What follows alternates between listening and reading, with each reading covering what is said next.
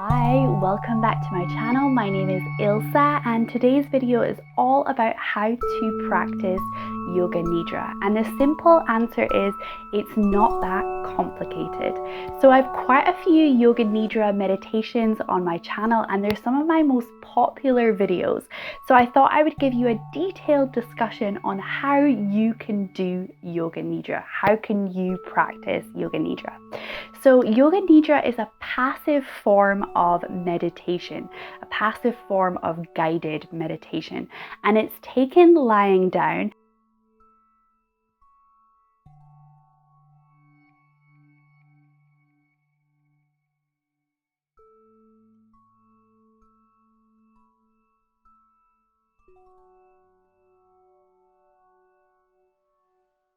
And traditionally it would be used perhaps in the afternoon, almost as a little bit of a power nap, a little bit of a way to get yourself more energy, to invigorate yourself after that slump in the afternoon.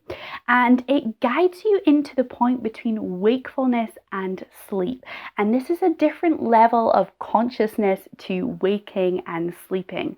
And when you are guided into this point of wakefulness and sleep, it is particularly powerful for rest and relaxation. And also, if you work with a very experienced Yoga Nidra practitioner, it can be extremely powerful and healing for trauma and for things like PTSD as well. And also about allowing yourself to feel your emotions and to observe your emotions in a safe and held way. So it has a lot of research behind it and it's incredibly powerful.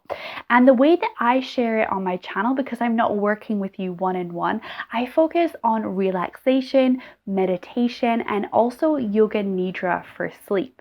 So that answers our first option for practicing Yoga Nidra. If you're doing it as a way to help you relax before sleep, then you can totally do it in bed with your light switched off and listen to it just before you go to sleep.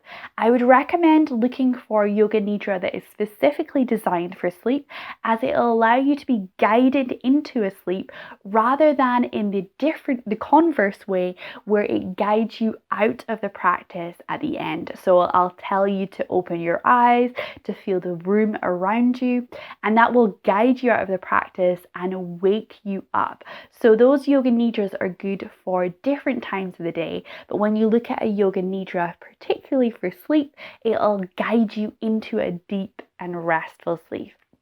So you can totally be under your duvet, be all cozy in your pajamas and practice it then. If you'd like to practice it throughout the day, you can even do it first thing before you get up out of your bed. You can do it as a standalone, almost like you would do a seated meditation. You can even lie on your sofa or you can lie on the floor if that's more comfortable. And you can also do it at the end of your yoga practice, so your physical yoga practice. And traditionally, meditation was practiced at the end of a yoga or a physical yoga practice. So you can do Yoga Nidra in the same way, do your physical practice, and then set up for your Yoga Nidra.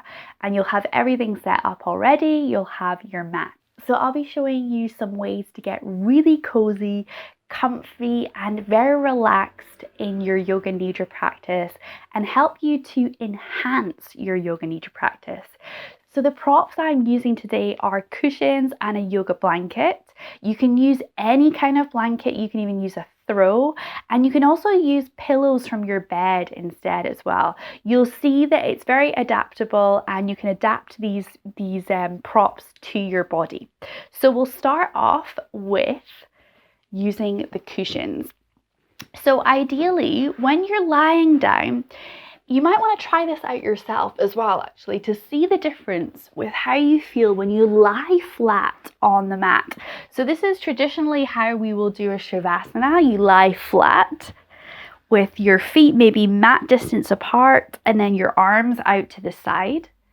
And actually, this isn't that passive. And the idea with a Yoga Nidra practice is to allow yourself to fully relax into the pose. And to do this and to help this is to allow the body to be completely relaxed. And when I say this, this is allowing the body to have no holding whatsoever. So no tension, no need to lift the arms, lift the legs, just allowing the body to be completely supported. And this is where the props come in. So if you change your legs, so if you have your legs out straight, and then see the difference with your back and your legs when you have the knees knocking together, feet mat distance apart. So this is a more supported way, even though your legs are lifted, you'll feel that there's less pulling in the legs. When you lie down flat, it's almost like your legs are being pulled by an invisible force. So by bending the knees, you create a more passive pose. And this is a great way you can do this pose when you're lying down in bed or when you're lying down on your mat or on the sofa. So this is a great way to practice without props. But you can replicate this with props. So you can use pillows from your bed or cushions to support the knees. And if you even have a yoga bolster, you can place that underneath the knees. So and you might want to see like how many cushions you need to use to support the legs. And having that gentle bend in the knees so that my legs aren't being pulled away. So this is your first option, having your cushions, your pillows, or your yoga bolster underneath your knees.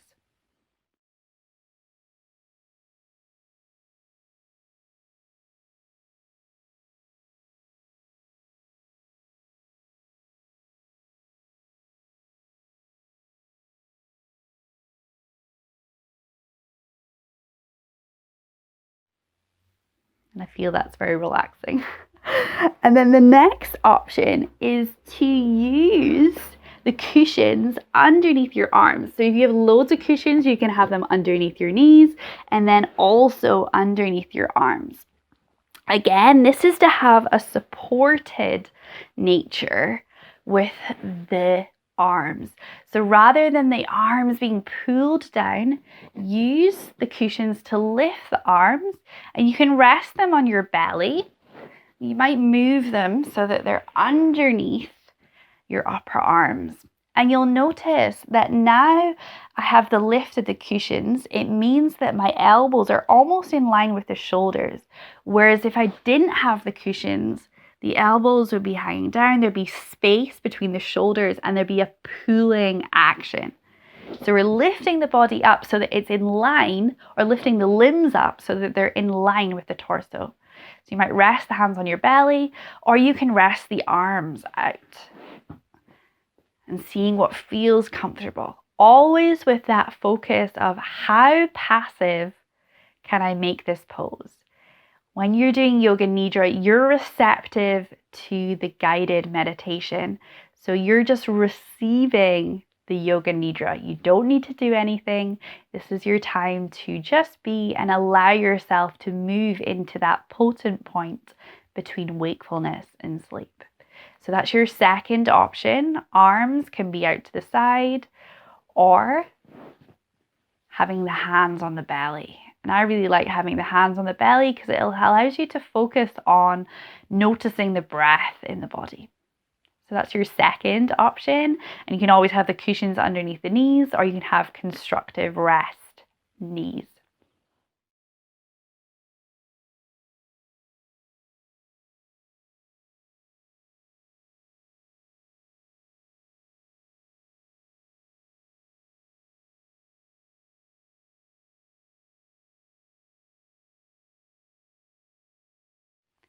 And then for the third and final one, if you have cushions and blankets, then you can do all three of these together and create a really relaxed experience.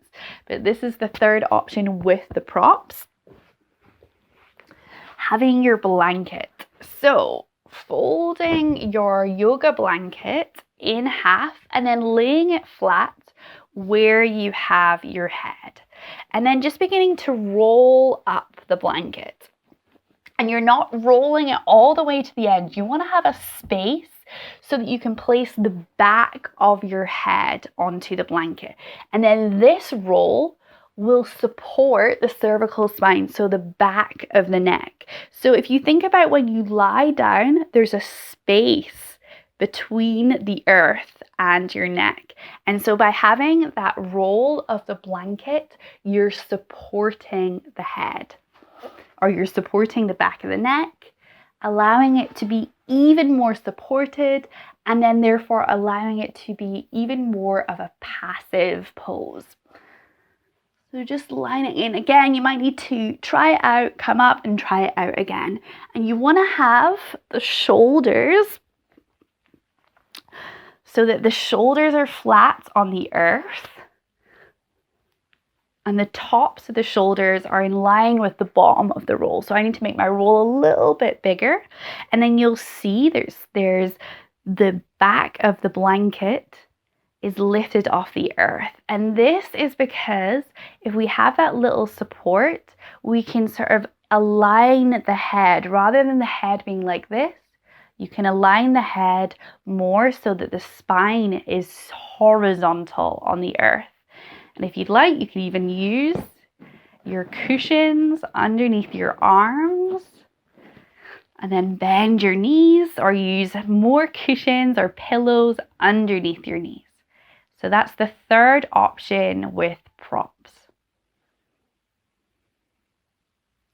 And then we have a couple of options where you're inverted. So again, you don't need to be lying flat on the earth in a sort of traditional Shavasana. You can be lying on your side if that feels more comfortable.